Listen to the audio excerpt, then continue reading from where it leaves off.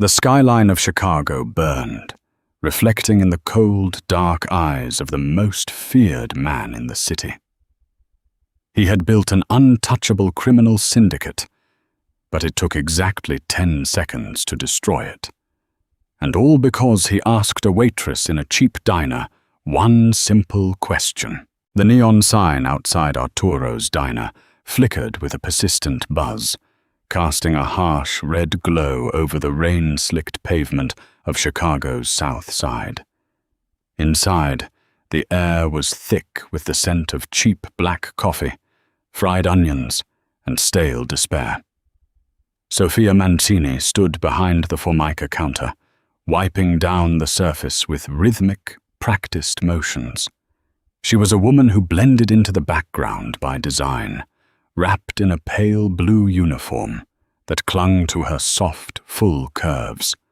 For most of her life, her plus-sized figure had made her a target for unsolicited remarks or dismissive glances, but Sophia had forged an armor of quiet resilience. Behind her warm, dark eyes hid a mind that noticed everything and forgot nothing. It was 2 a.m. on a Tuesday, the hour when the city's ghosts, insomniacs, and predators came out to feed. Sophia poured coffee for a tired truck driver and smoothly sidestepped a wandering hand from a drunken regular without missing a beat, her face an unreadable mask of polite detachment. She had learned long ago that in a city run by monsters, the best way to survive was to be utterly uninteresting. But tonight, the atmosphere in the diner shifted dramatically. The bell above the door chimed, and a sudden, suffocating silence fell over the room. Tommaso Marchetti had arrived. As the head of the Marchetti crime family, Tommaso was a myth carved from flesh, wealth, and violence.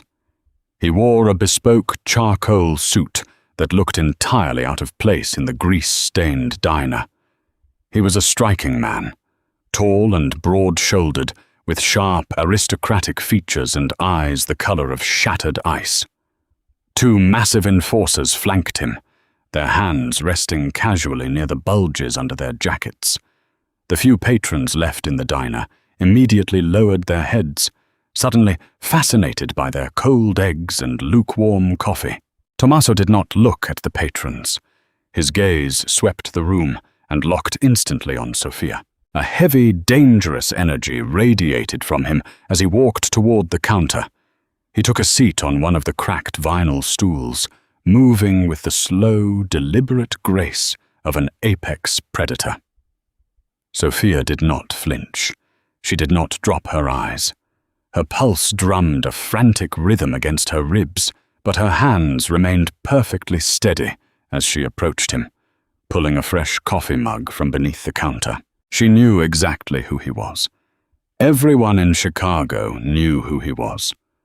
The Marchetti syndicate controlled the docks, the unions, the illicit gambling rings, and half the politicians in the state. But Sophia also knew something else, something she had observed over the past 3 weeks of midnight shifts. He watched her pour the coffee, his icy eyes tracking the movement of her wrists, the curve of her hips as she shifted her weight, the soft flush of her cheeks. Tommaso had been coming to Arturo's diner every Tuesday for a month. He had always sat in the corner booth, holding quiet meetings with his lieutenants. But tonight, he came to the counter. He came to her.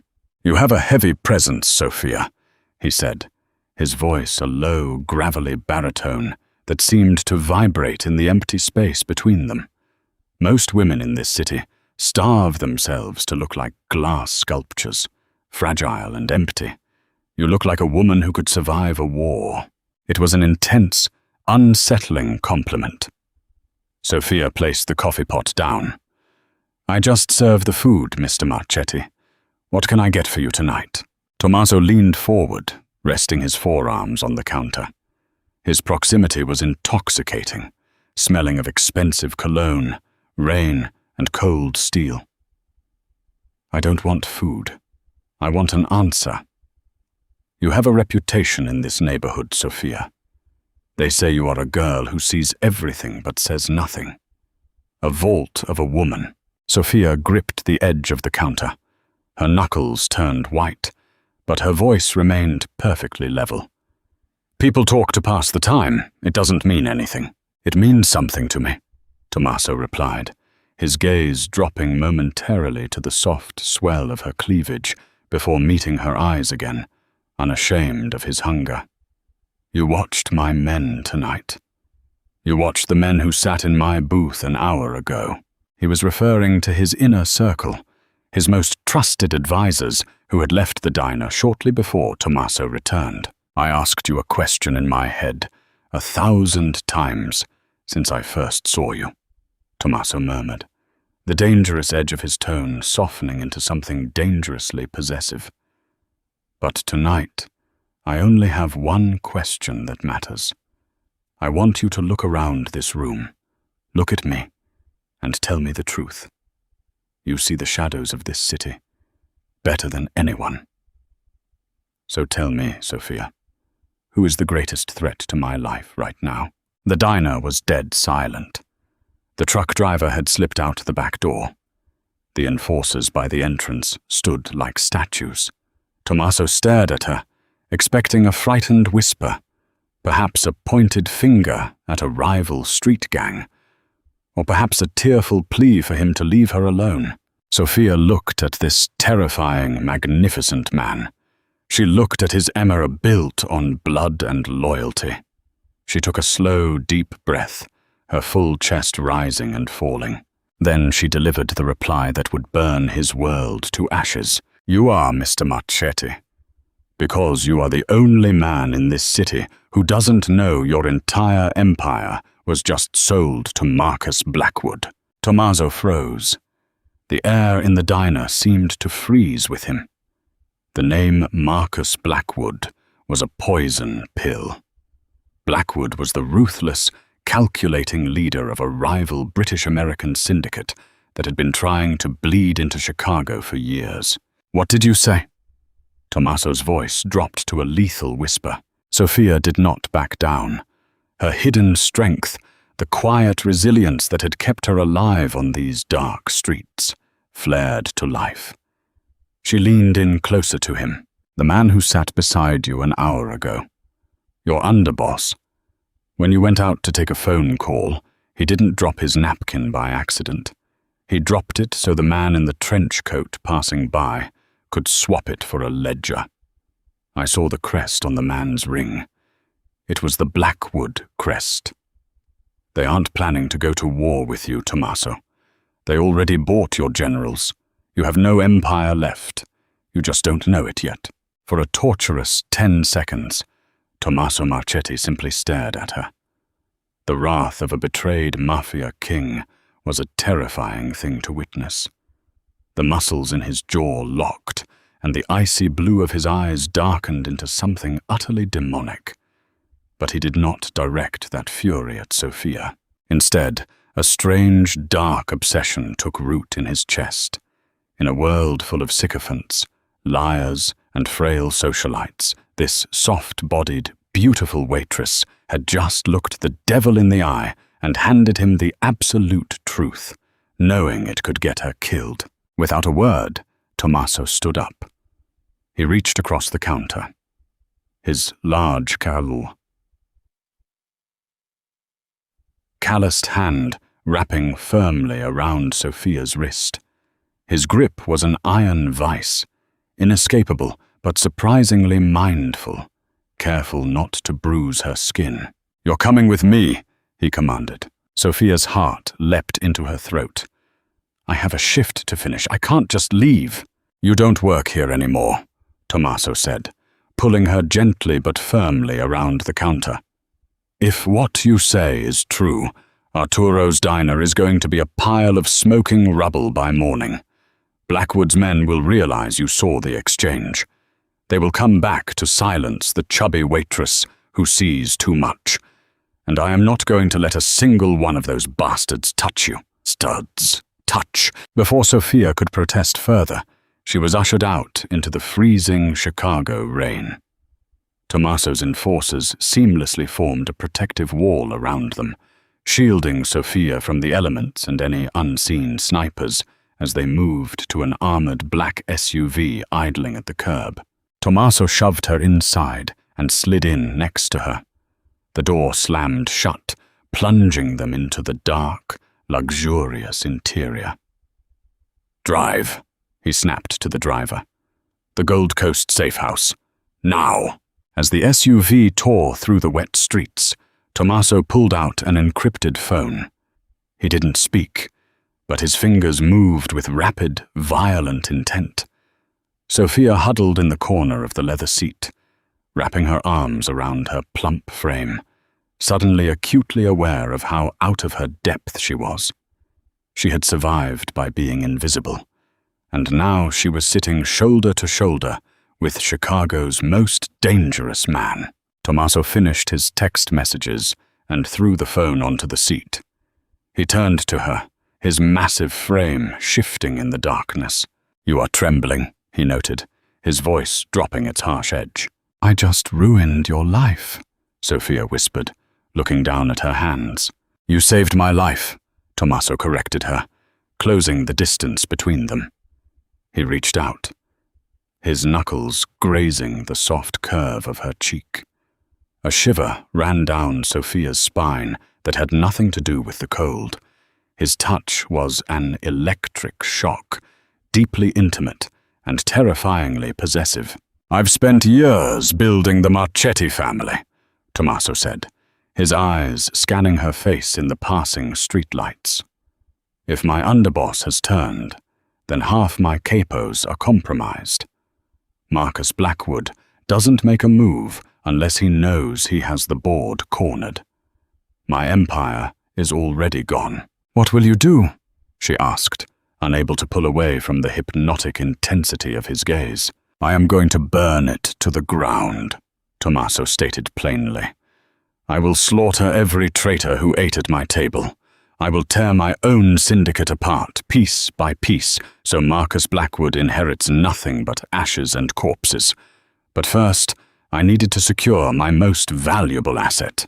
Sofia blinked in confusion. "Asset?" Tommaso's hand slid from her cheek to the nape of her neck, his thumb resting over her racing pulse. "You, Sofia, the woman brave enough to tell a monster he was bleeding. From this night forward, you belong to me. You will be protected by my blood and my bullets. No one looks at you, no one touches you, and no one breathes your name without my permission." They arrived at a soaring glass high-rise on the Gold Coast. Tommaso bypassed the lobby, taking her through a secure underground garage to a private elevator that shot them up to the penthouse. The doors opened to a sprawling, minimalist fortress of black marble and floor-to-ceiling windows overlooking the storm-battered city. For the next 48 hours, the penthouse became a command center of absolute carnage. Sofia watched from the periphery as Tommaso orchestrated the systemic dismantling of his own life's work. Enforcers came and went, bringing duffel bags of cash, encrypted hard drives, and grim reports of the night's executions. Tommaso was merciless. He ordered hits on his closest friends, his mentors, and his financial advisors. Yet amid the chaos and the blood being spilled across Chicago, Tommaso's attention always gravitated back to Sofia. He was intensely, almost suffocatingly protective of her. He ordered a private chef to prepare extravagant meals for her. When she tried to hide her full figure in one of his oversized dress shirts, feeling self-conscious in the opulent surroundings, Tommaso cornered her in the master bedroom. He backed her against the glass window, the burning skyline of the city serving as their backdrop. "Stop hiding from me," he growled softly, his hands gripping her thick, lush hips. "I'm not built for a place like this." "Tommaso," she confessed, her voice trembling as she looked down at her curved stomach and heavy thighs. "I'm just a diner waitress. I don't fit in your world."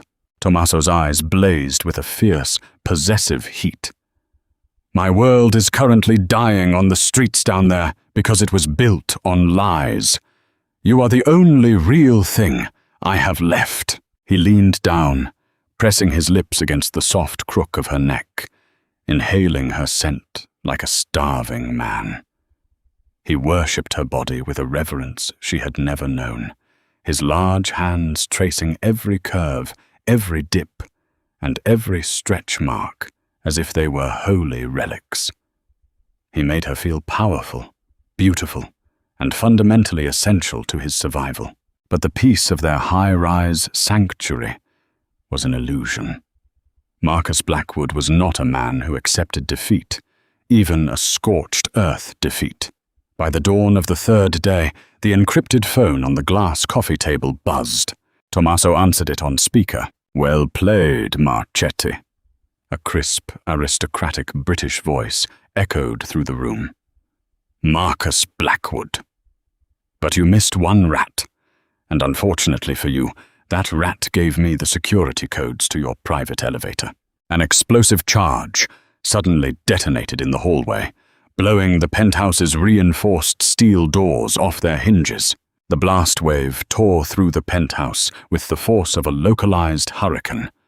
The reinforced steel doors became deadly shrapnel, flying across the room and embedding themselves into the drywall. The floor-to-ceiling windows shattered instantly, unable to withstand the pressure change, turning the million-dollar view into a terrifying vortex of howling wind and raining glass. Before the sound of the explosion even registered in Sophia's ears, Tommaso was moving. He lunged across the space between them, his massive body tackling her to the thick Persian rug. He covered her completely, shielding her soft frame with his broad back, as debris rained down around them like jagged hail. The entire high-rise swayed slightly, a sickening groan of stressed steel echoing through the floorboards. "Stay down," Tommaso ordered, his voice a low, lethal rumble against her ear. He rolled off her smoothly, drawing a heavy, matte black Glock from a shoulder holster hidden beneath his ruined dress shirt. The dust had not yet settled when the first wave of Marcus Blackwood's mercenaries breached the hallway. They wore dark tactical gear and carried suppressed submachine guns, moving with the precision of highly paid professionals who expected a slaughter. They did not expect a demon. Tommaso fired 3 times in rapid succession. The staccato cracks were deafening in the enclosed space. The first 2 mercenaries dropped instantly, their momentum carrying them forward into a heap of lifeless limbs. The others scattered, diving behind the overturned marble dining table and the remnants of the kitchen island. Sophia lay flat against the floor, her heart hammering against her ribs like a trapped bird. But she did not scream. She did not panic. In the chaotic, violent diner of her past, she had learned to observe, to compartmentalize fear, and to look for the exit. Through the thick smoke, she analyzed their surroundings. The main entrance was a choke point of death. The windows offered a drop of 40 stories. But she remembered the private chef from the day before, bringing up a cart of groceries from a secondary service elevator hidden behind the pantry. "Tommaso," she called out, her voice surprisingly steady, cutting through the ringing in his ears. "The pantry! There is a freight lift!" Tommaso shot her a look of pure, unadulterated admiration. He laid down a suppressing fire, shattering the marble barricade the mercenaries were using, forcing them to duck. "Move!" he shouted. Sophia scrambled to her feet, staying low. She was not a small, delicate woman who could effortlessly glide across the floor, but she possessed a powerful, grounded center of gravity. She moved with urgent purpose, her thick thighs driving her forward with a surprising, relentless speed. She reached the pantry doors just as a mercenary flanked Tommaso from the opposite side of the room. The man raised his weapon, aiming directly at Tommaso's exposed back. Sophia did not think. She reacted. Beside her on the counter sat a solid granite mortar and pestle, a heavy decorative kitchen tool that must have weighed 20 pounds. A fragile woman would have struggled to lift it. Sophia grabbed it with both hands, twisting her torso and using the full force of her core and weight to hurl the heavy stone across the short distance. The granite mass struck the mercenary squarely in the side of his tactical helmet with a sickening crack. The man's shot went wild, burying itself into the ceiling as he collapsed backward, unconscious before he hit the floor. Tommaso spun around, his gun raised, but the threat was already neutralized. He stared at the fallen man, then looked at Sophia, his chest heaving. His icy eyes burned with a dark, terrifying devotion. "You are a goddess of war," he breathed, grabbing her hand. They rushed into the pantry. Sophia slammed her hand against the heavy freight elevator button. The doors opened with an agonizing slowness. Behind them, more of Blackwood's men were pouring into the destroyed penthouse. Gunfire chewed through the pantry walls, sending clouds of flour and splintered wood into the air. Tommaso shoved Sophia into the steel cage of the elevator, but as he turned to return fire, a bullet grazed the side of his torso, tearing through flesh and fabric. He let out a sharp grunt, staggering backward into the elevator car. Sophia hit the basement button, and the heavy metal doors slid shut just as a hail of bullets sparked against the steel grate. The elevator plummeted downward, leaving the war zone behind them. Tommaso slumped against the metal wall, his hand pressing against his side. Dark, thick blood seeped through his fingers, staining his white shirt crimson. His breathing was labored, but his eyes never left Sophia. Sophia moved toward him immediately, her hands firm and steady. She tore the fabric of his shirt to inspect the wound. It was a deep graze, bleeding heavily, but the bullet had not lodged inside. "You are losing too much blood," she said, her voice dropping into a register of calm authority she usually reserved for breaking up fights between drunken dock workers. "I will live," Tommaso rasped, catching her wrist. He pulled her closer, pressing his forehead against her soft stomach, seeking her warmth. He was a man who had faced death 100 times, but in the dim, flickering light of the descending elevator, he looked only at her. "You saved my life again, Sophia." "We are not out of this yet," she replied, gently running her hand through his thick, dark hair. Her touch was meant to soothe, but it only seemed to inflame the possessive fit inside him. The elevator hit the underground garage with a heavy jolt. Sophia wrapped Tommaso's arm over her shoulders. He was a massive man, easily over 200 pounds of dense muscle, but Sophia's sturdy frame bore his weight without buckling. She anchored her feet, wrapping her arm around his waist, and hauled him forward. They moved as a single unit through the dark garage, finding a low-profile armored sedan tucked away in a shadowed corner. Sophia shoved Tommaso into the passenger seat, took the keys from his bloody hand, and slid behind the wheel. She threw the car into drive, smashing through the garage security gate, and merged into the rainy, unforgiving streets of Chicago. They drove to a secondary safe house in Pilsen, a derelict, unassuming warehouse that Tommaso kept strictly off the books. Inside, the space was cold, industrial, and stripped of the luxury of the Gold Coast. It was a place meant for survival, equipped with a medical station, weapon caches, and secure communication lines. Sophia guided Tommaso to a steel examination table and went to work. She gathered medical supplies, antiseptics, and bandages. As she cleaned the wound, Tommaso watched her intensely. He did not flinch from the sting of the alcohol. He was entirely captivated by the concentration on her face, the way her full lips pressed together, the flush of exertion on her cheeks.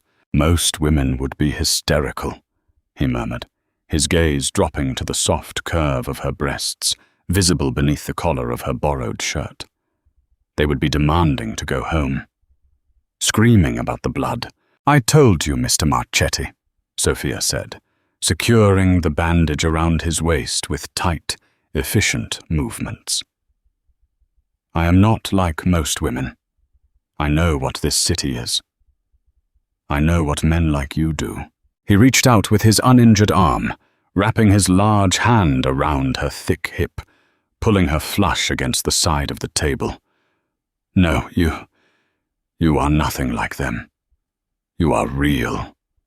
You have flesh and strength and a mind that terrifies my enemies. You carry my weight as if you were born to do it." His hand slid up her back, tangling in her hair, pulling her face down to his. It was not a gentle kiss. It was a clash of teeth and bruised lips, tasting of copper, adrenaline, and desperate, consuming hunger. Tommaso kissed her like a man drowning, drawing life from her breath. Sophia surrendered to the pull, her hands gripping his broad shoulders, matching his ferocity. In the cold, echoing warehouse, surrounded by the ruins of his empire, they found an anchor in each other. By dawn, the blood loss had stopped, and Tommaso's raw, terrifying energy had returned. He stood by the steel table, loading magazines into a series of assault rifles. His face was a mask of cold, calculated murder. Marcus Blackwood thought he had won. He thought he had severed the head of the Marchetti family and claimed the city. But Blackwood had made one fatal miscalculation. He had left Tommaso alive, and he had underestimated the waitress. Sophia sat on a crate nearby, a mug of black coffee warming her hands. She watched Tommaso prepare for a war. He seemed destined to fight alone. "All your generals are dead or compromised," she pointed out softly. "You cannot take on a fortified syndicate by yourself, Tommaso. You don't even know where Blackwood is operating from." Tommaso paused, his hands resting on the cold steel of a rifle. He looked at her, the harsh lines of his face softening only for her. "I don't need an army. I just need a location. Blackwood will be celebrating. He will be at his central command, solidifying his new assets. If I can find that command, I can cut the head off his snake before he realizes I am still breathing." Sophia stared down at the dark surface of her coffee. Her mind, a steel trap of observations and numbers, began to turn gears. She thought back to the diner. She thought back to the underboss dropping the napkin, the man in the trench coat, the ledger. "The man in the trench coat," Sophia began, her voice steady and deliberate in the quiet warehouse. When he bent down to retrieve the ledger under the guise of picking up a dropped napkin, his coat parted. I saw the crest on his ring, yes. But I also saw the inside of the ledger when the pages fluttered. Tommaso crossed the room instantly, standing over her. "What did you see, Sophia?" "I used to take orders for 20 tables at a time without writing them down," she explained, looking up into his icy eyes. "I remember numbers. There was a red stamp on the inside cover of the ledger. It said, Pier 39, Warehouse 4, Container 8804. A dark, terrifying smile spread across Tommaso's face. "The private shipping docks on Lake Michigan. It's a Blackwood stronghold. He imports his illegal European munitions through there. That is where he will be coordinating the takeover." Tommaso did not go alone. While his upper management was compromised, the ghosts of his syndicate, the hitmen, the loyal foot soldiers who lived in the shadows and operated strictly on Tommaso's personal orders, were still waiting in the dark. Tommaso made 3 phone calls. Within an hour, a dozen heavily armed men arrived at the Pilsen warehouse. They did not ask questions. They only looked at Tommaso, and then, with silent respect, they looked at the plus-sized woman standing by his side, recognizing her as the new protected asset of the family. When the assault on Pier 39 began, it was not a battle, it was an execution. A torrential downpour had masked the approach of Tommaso's men. They breached the warehouse with synchronized explosives, flooding the space with smoke, flashbangs, and relentless, pinpoint gunfire. Marcus Blackwood's guards, arrogant and relaxed in their perceived victory, were cut down before they could even unholster their weapons. Tommaso moved through the chaos like an avenging grim reaper. He did not rush. He walked with a heavy, measured tread, a suppressed rifle in his hands, eliminating targets with surgical precision. He was fighting for his city, his pride. But most of all, he was clearing a path for the woman waiting for him back in the shadows. He found Marcus Blackwood in the glass-enclosed office, suspended above the warehouse floor. The aristocratic British boss was frantically trying to access a floor safe, his bespoke suit ruined by the dust of the breach. Tommaso shot the glass door off its hinges and stepped inside. Blackwood froze, turning slowly. He looked at the bleeding, battered, but utterly terrifying form of Tommaso Marchetti. A bitter, desperate laugh escaped Blackwood's lips. "You refuse to die, Marchetti. It's almost admirable." "It's necessary," Tommaso corrected, raising his weapon. "You lost your empire," Blackwood spat, trying to maintain his arrogant facade, even as he stared down the barrel of a gun. "Your capos sold you out for a fraction of what I offered them. And for what? Because you got distracted? My men told me about the diner. You threw away Chicago because you developed an obsession with a fat, common waitress." Tommaso's eyes went dead. The temperature in the room seemed to drop 20 degrees. "She is not common," Tommaso said, his voice a chilling, hollow whisper that resonated with absolute finality. "She saw the cracks in my world that I was too blind to see. She stood by me when the men I broke bread with betrayed me. She carries more strength, more loyalty, and more beauty in a single breath than you have in your entire miserable bloodline." Tommaso took a step forward, the gun aimed directly at Blackwood's chest. "You thought you bought my kingdom, Marcus, but you forgot the most important rule of the game.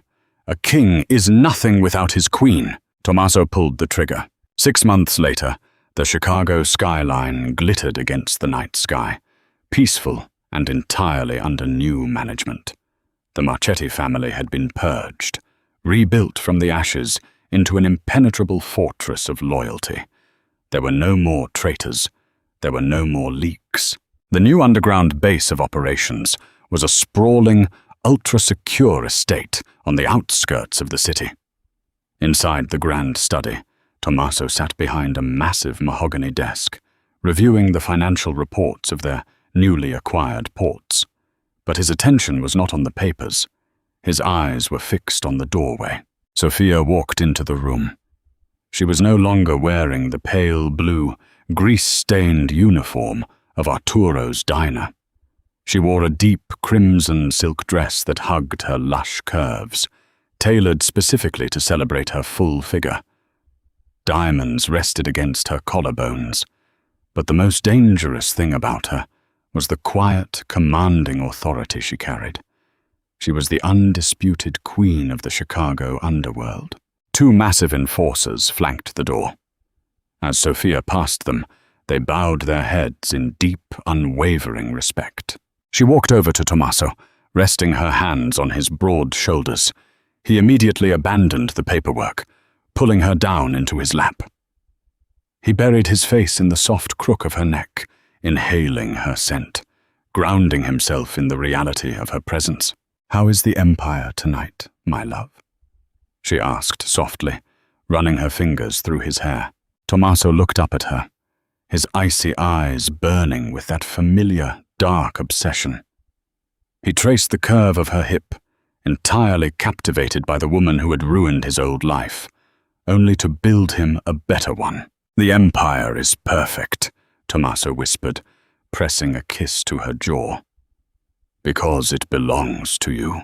Did the explosive conclusion of Tommaso and Sophia's dark romance leave you breathless? If you loved this gritty tale of mafia betrayal, hidden strength, and a ruthless boss who will burn the world down for the woman he obsesses over, hit that like button right now. Share this story with your fellow dark romance lovers. Comment your favorite moment below. And subscribe to our channel for more high-stakes underworld dramas. Don't miss out on our next thrilling video.